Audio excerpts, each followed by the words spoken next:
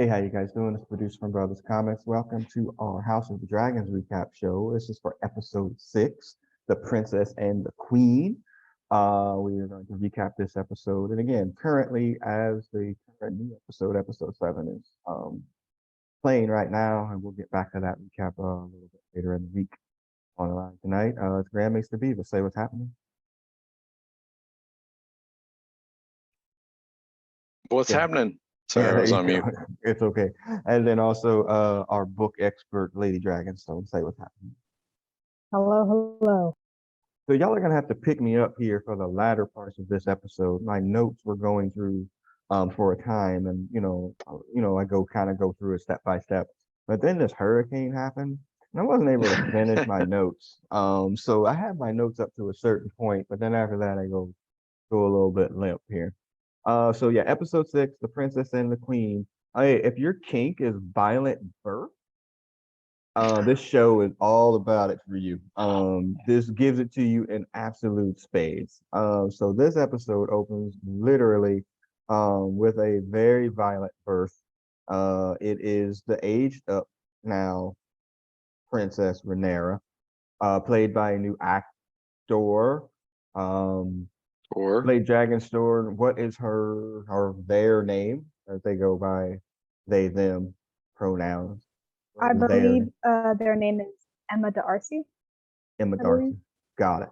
Well, they are the new Ranera here, and we've jumped ahead 10 years, and she, the character, is giving birth to a boy, and no more than I don't know 5 seconds after that baby drops, Grand Maester Beavis, the queen is immediately wanting to see the baby immediately, like right now.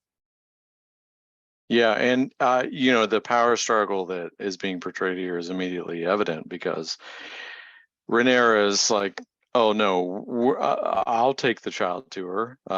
You will not take her. I will take her, even though it's obviously a strain. And Lenore busts in like, oh, it's happy days, whatever. And she's like, you're incidental to this process. Yeah, and this is a brutal scene to watch. I thought, Yeah. her the birth in and of itself, and her getting up and having to go and to walk, and fast forward ahead, like when she's leaving the queen's chambers, the trail of blood that's coming. Like, yo, look, the original show was definitely due for some violence, and it had violence everywhere and brutal showings of it. But you kind of knew that going in. Like, this one is like kind of this sneaky levels of uncomfortableness, and no violence towards women, as Grandmaster Peepers keeps Oh saying. no, that would be Yeah, wrong. we're not gonna do that for this series. But yeah, that was a little bit rough. So yes. So if it sounds like this has been going on for a while too. Like every single baby, as soon as she has that baby, the queen is kind of making this power move. Right, because the whole point here is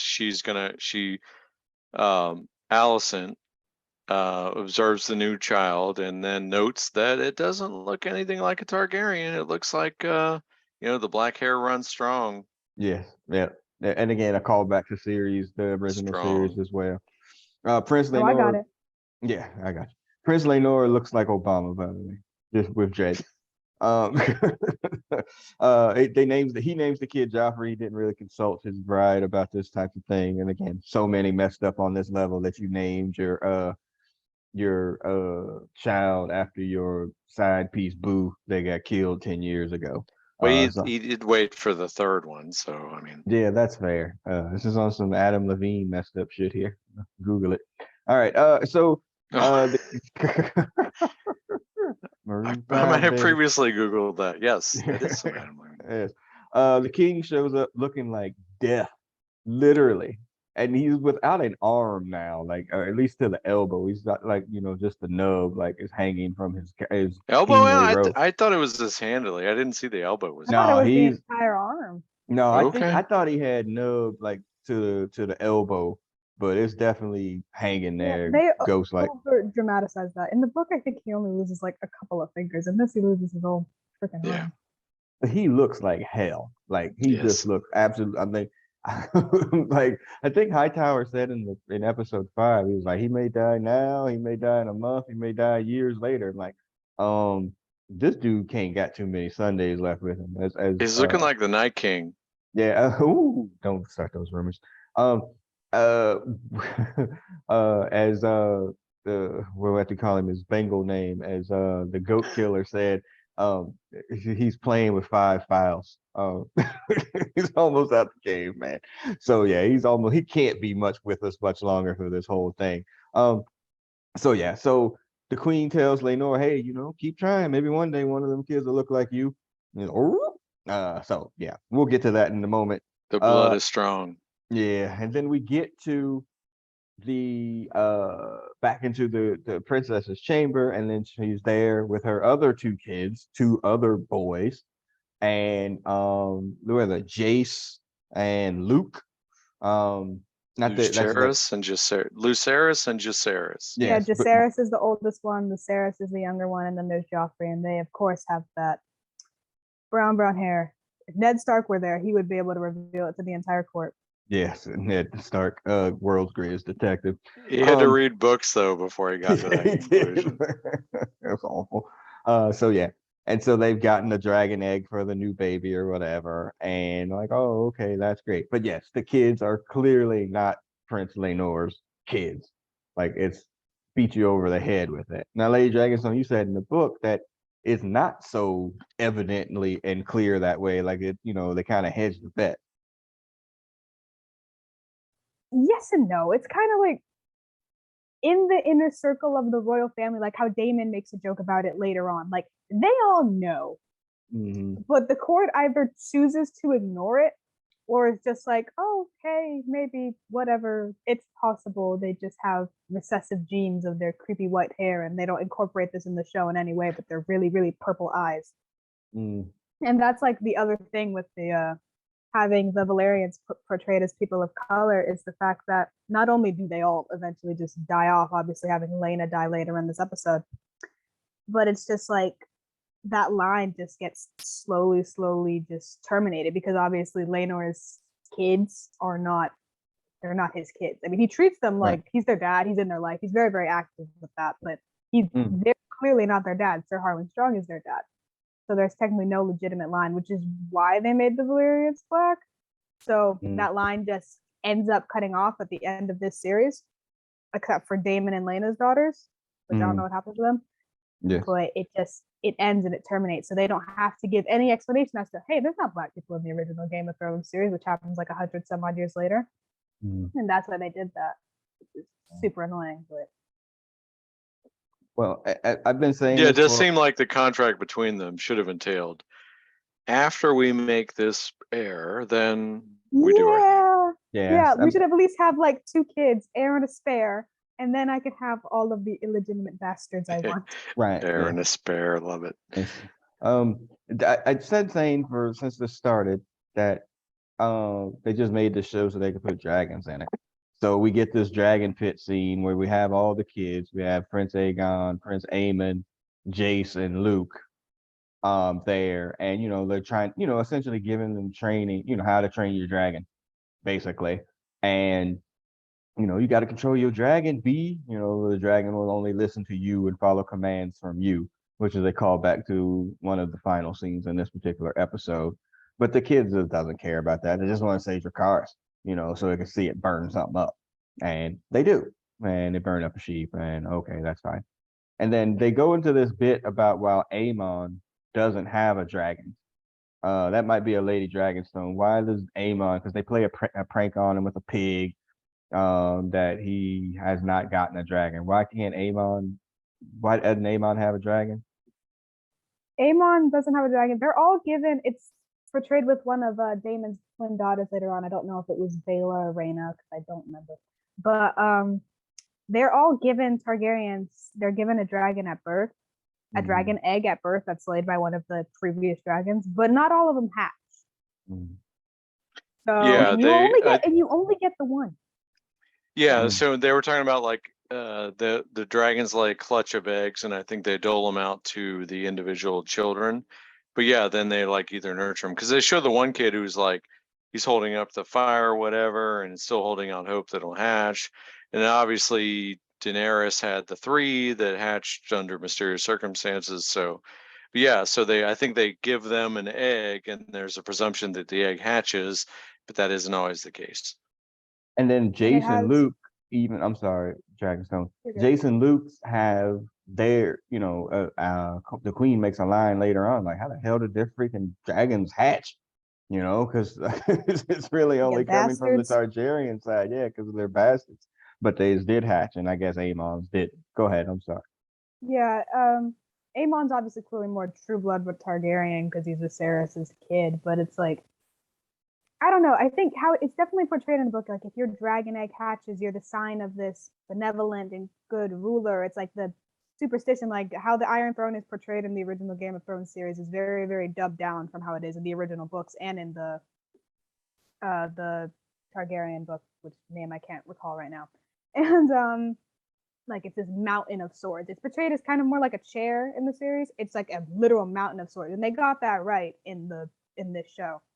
It's just like that superstitious thing. Like if the Iron Throne, if it cuts you, if any of the swords cut you, which is why Viserys is getting cut all the time. If you see that in like the first couple of episodes, it means that the throne is rejecting you, that your reign will not be one of goodness. It's this foreboding. It's like a weak Targaryen king will not have a dragon egg that hatches. They cannot ride the dragon. They can't tame the dragon. It's just kind of something more like a superstition. Is Viserys the dragon rider though? I don't think it's been. He was. They mentioned it in that episode where he was talking to little Lena, like a little creepy guy. A little. Like how he, a little creepy guy. He was like, fun fact, in this episode, he's like 40. Just take that into whatever. In dog years, no. He's not strong like us. He's just stressed. More than 40-year-olds. It's fine. Exactly. Raneyra and Alicent have been stressing him out for 10 years. That man just needs to die. Yeah, no, and that's fair. Yeah, that I can actually see being an issue to age you. All right, the leeches. So Aemon tattles about the prank to his mom. Then she tattles to the king, and she's like, them kids ain't his.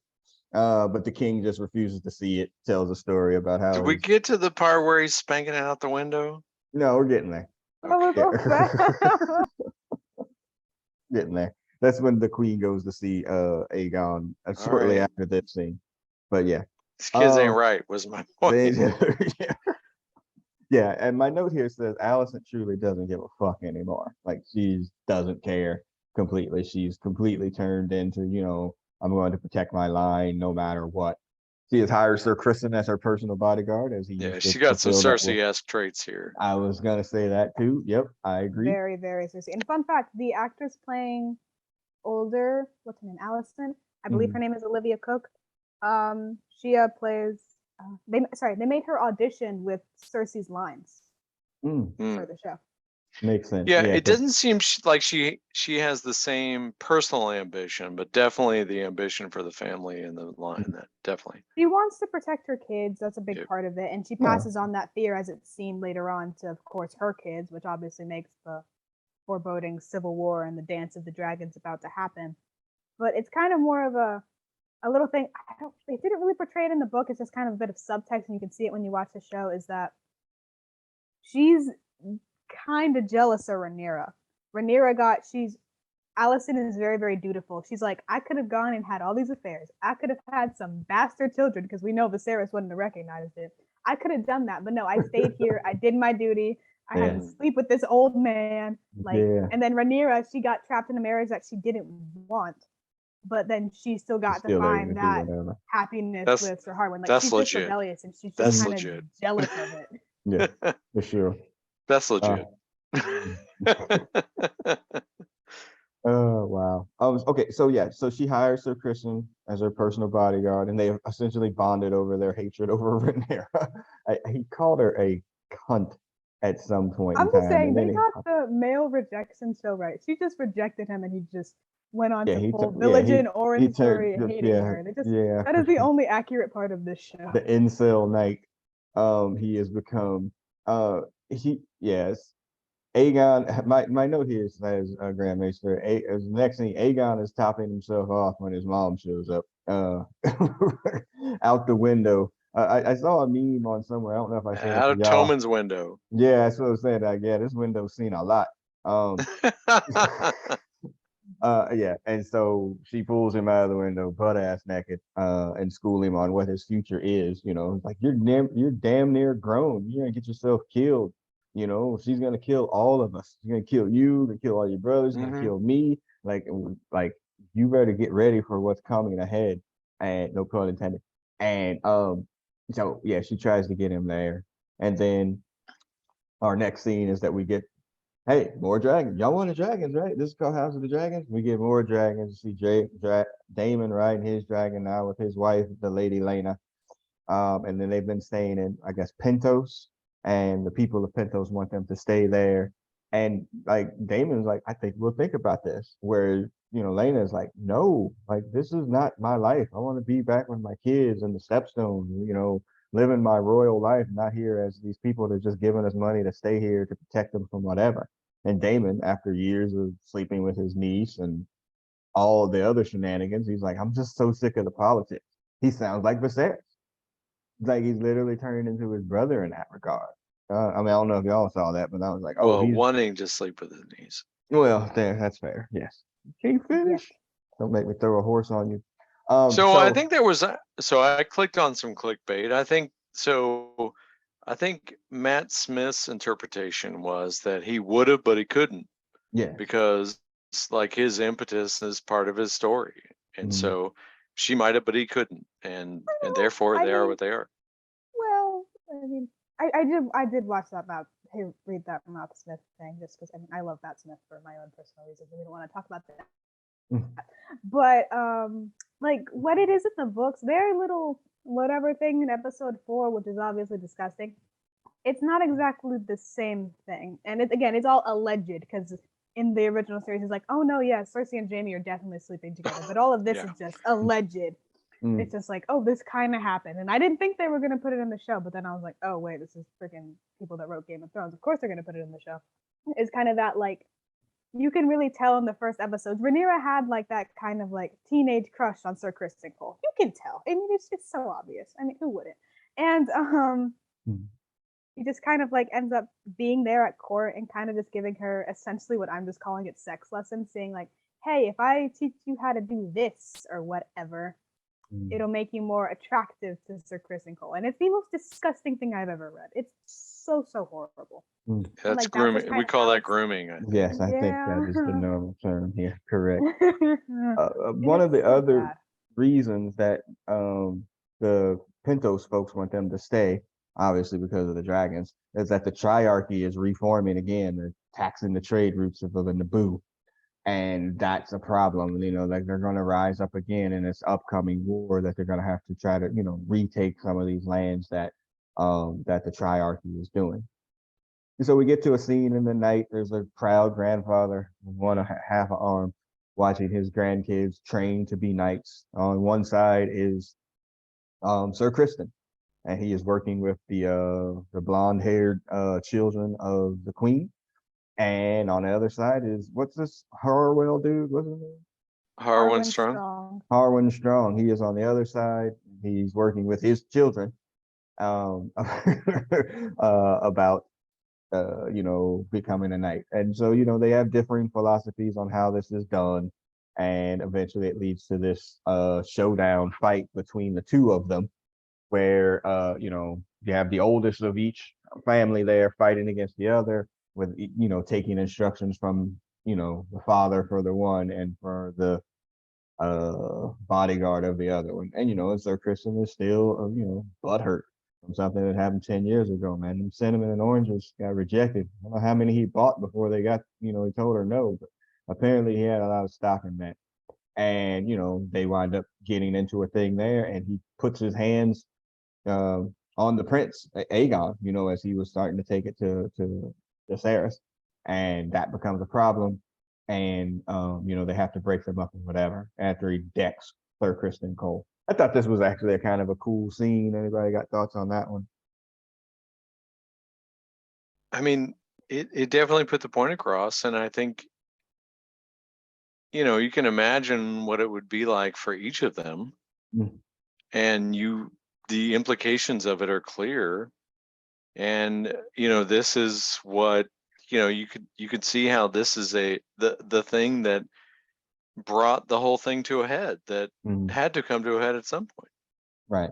He brings up. But the problem is, we have a relation from a storytelling and plotting perspective. We have a relationship with Kristen Cole as a viewer, and we have seen him as betrayed.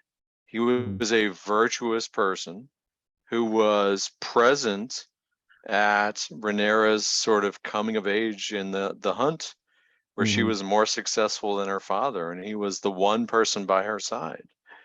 And that was paid off in their sexual relationship that then came after that. And now she has a new lover has 3 children with her, and we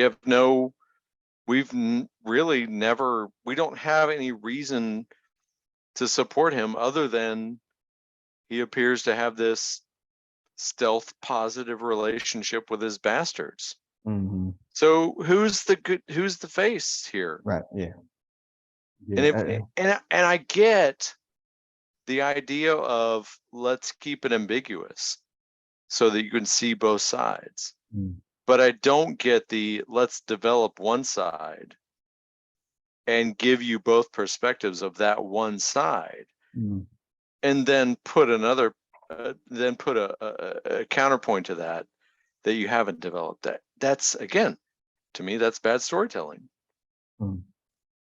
Well, and my addition to that part of it would be, and that sometimes I don't think that they're going to give us that kind of, where we always talk about the Disney Plus shows. Can y'all stick the landing on this? And I always have my concerns about that with this particular show. All right. So then we're going to get into my written notes. And like I said, I'm a little bit messed up here because of the hurricane.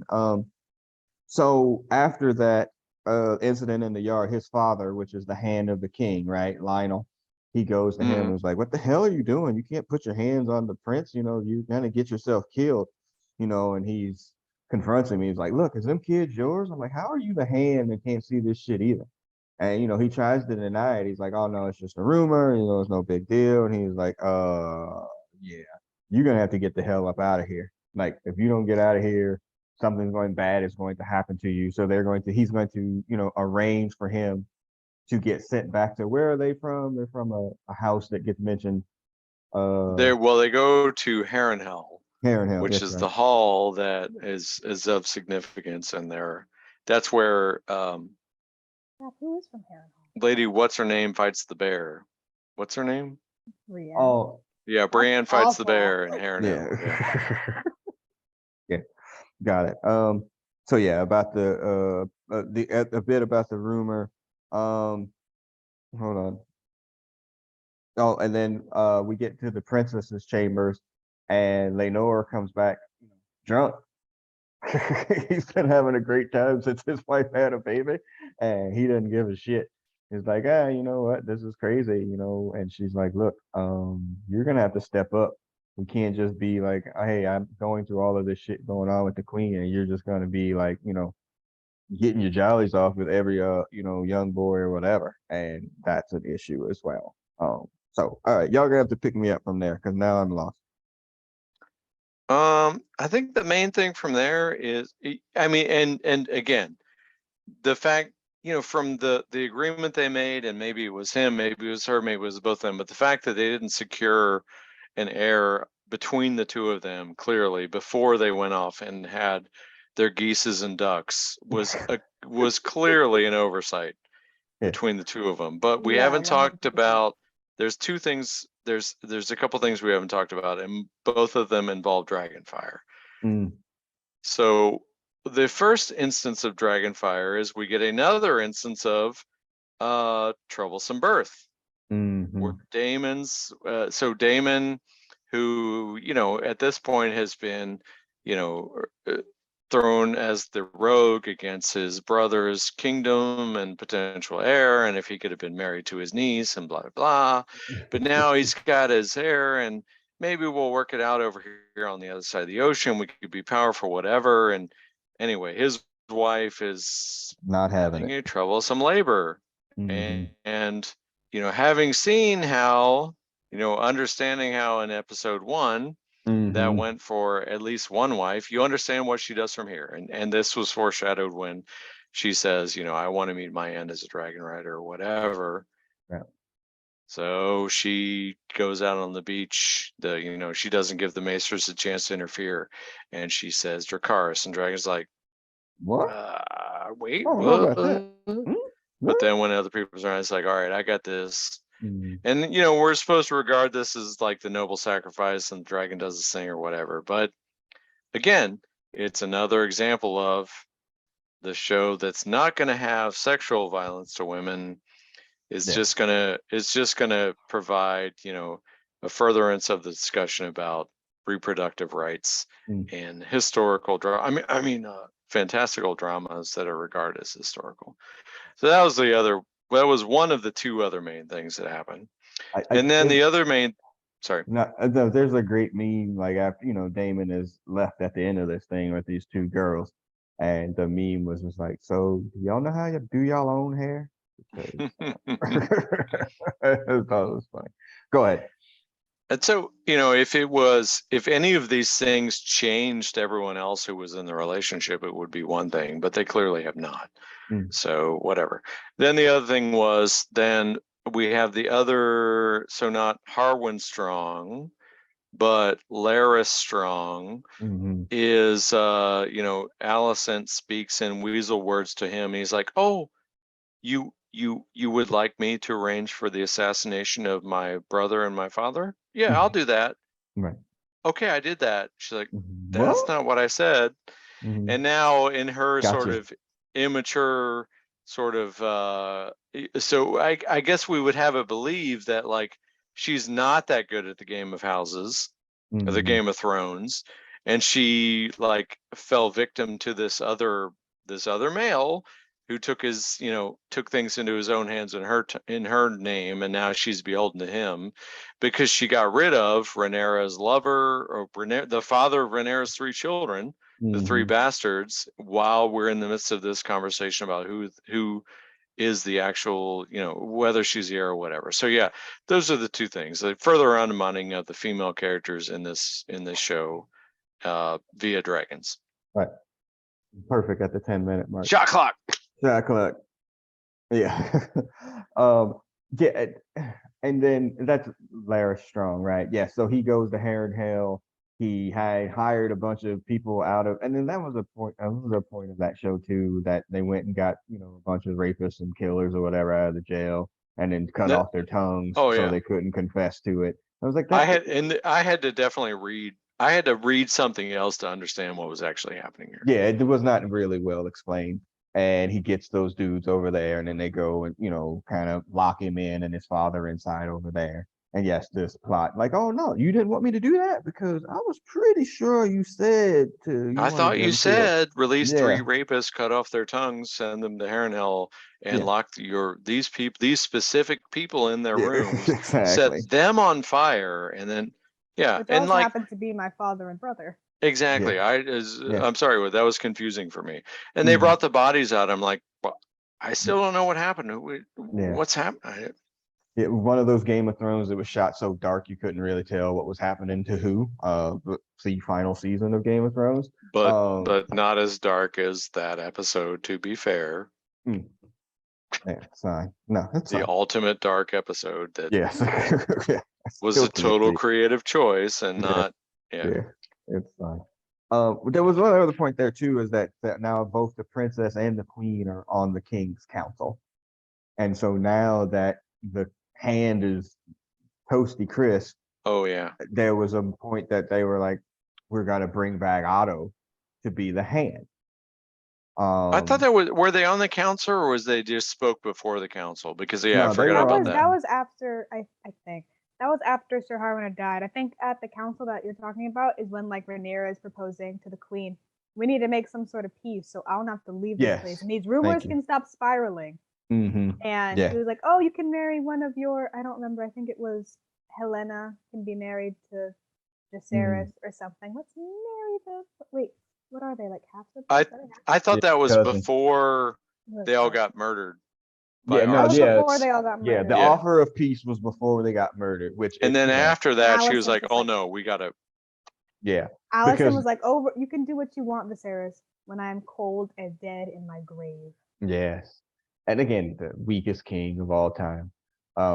So yeah, that didn't really go over well. But yeah, and so we get to that point where after that happens, and the news of that coming back and those dudes are dead, Ranerys is like, we gotta go. Like, this is not going to end very well. We need to kind of branch out on our own, which we should have done. Like, she's like, we should have done this a while ago. Like, yeah, I'm pretty sure when you saw them dark-haired kids, you probably should have left. But she didn't. So he's like, well, where we going? To freaking to Dragonstone. Okay. And then, they start to take off, and then they get their scent when they pull up, the Dragonstone with their whole crew going over there. And I think that's the end of episode 6. Kind of them overlooking that. Right. And then do we get another time jump? I think we get another time jump to age up the kids. It's a time jump to age up the kids, but I don't think I don't really think it's in the next episode. Okay. It might be the episode after, but I could be very wrong. Okay. I mean, again, I like the last 2 episodes better than I like the first 4, assuredly. Okay, I will state that to the end. But who wins the week here? Gotta Laenor. be Laenor. He got to go. His wife came out to him while he was playing swords or whatever they call it back then with his lover and said, hey, you could come with. And she's like, we need all the swords we need. And he's like, yeah, you can come with. Dude got to go, get away from this toxic environment at court, and got to take his lover with him. That dude won. You know what? He's fine. Yeah, that I had forgotten that he got to take his boo thing with him too. But if we're talking in non-comedical terms in the actual Game of Thrones, it's freaking hilarious. Yeah. Dude killed his 2 opposing enemies, got in favor with the queen, even though father and brother. And I do believe that Harwin was the elder sibling, so the person who now has control of Harrenhal is him. Because he kills his dad and his brother is the heir. Or Otto Hightower, because he gets to come back to his place. Yeah, like, Otto. Well, but he's not there yet, so I wouldn't give him the week. But yes, all right. What do you think, Grand Maester Beavis? Who wins? Yeah, it's hard to argue against Larys Strong, who manipulated the queen into his debt because he acted on her behalf and secured his own house. Yeah, it's hard to argue against that. Yeah, okay. I'll go with because that. I mean, realistically, the king's bitch ass. Bitch ass. And so if you have power over the queen and you own your own powerful house, the only thing he doesn't have is a dragon. That's fair. I just to be a contrarian. Just to be a contrarian. I like what Lady Dragonstone said. Like, yeah, that Prince Laenor's lover. Yeah. Like, yeah, hey, you know what? We're about to go to a new castle. We got dragons. I'm about to take all his ducks with him, man. Like he living the dream. He got a wife and his whatever. He can take care of those kids from a distance. Like he's fine. He don't even care. He's not gonna look like Viserys. He's fine. He don't care that they're not even his. I hear that. Okay.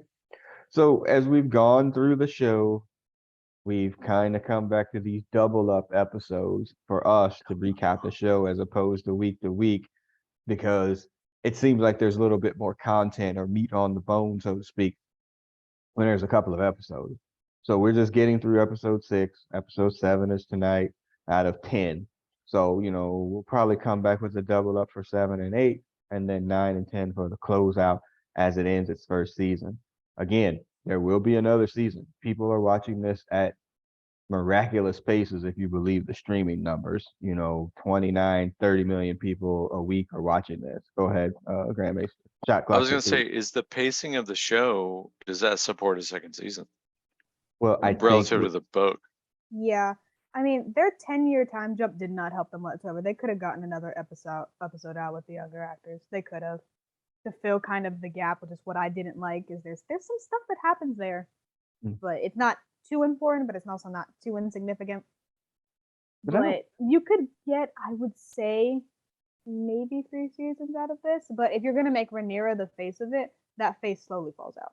You could either get like the 3rd season would be shorter than the first 2. If they do 10 episodes, the 3rd season would be like 8 episodes, 7 maybe. I kind of wonder too. Again, they keep using shot clock for other things here, and we're at 2 minutes. Oh, I wonder though, shot clock wise, like, hey, we know we have a set period of time here before we get to the birth of what's her name? Daenerys. Thank you. That's awful. So we have to get to that point in a certain period of time. So how many 10-year jumps do we get out of 170 some odd years or whatever they said that it was? So they have to be playing, but they have to be like really kind of careful with that, as they're moving forward, because it's just not gonna make sense. And I will stick to my grave death that they could have started this show with Ranera at 16 or 18, and it doesn't change the story whatsoever. Not at all.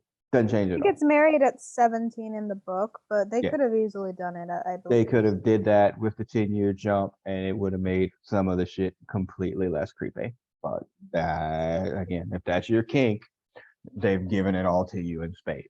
All right. That's your kink. We're calling the police. So that's episode 6, y'all. As the shot clock is counting us down for the night. So we'll be back for episode 7 and 8 here, in a couple of weeks. I'm the producer of this podcast, and I'm signing off. Hey, Hutch, you didn't make the podcast, so you're gonna get clowned. So but he was orchestrating the podcast he thought we were going to do, which was a post episode. That's true. He just sent out the link. He was on text. He Oh, might have been for in the Pete's streets Oh, before that's that. so sad. Oh, that's terrible. Yeah, he might have been in the We're streets terrible before people. that. Mm. But Fine. he can't take this clowning. As much as I've clowned him, he can't take this one. Fine. That's sad. All right, we're gonna get clocked off here. I'm signing off. Peace, everybody. Later days. Peace. And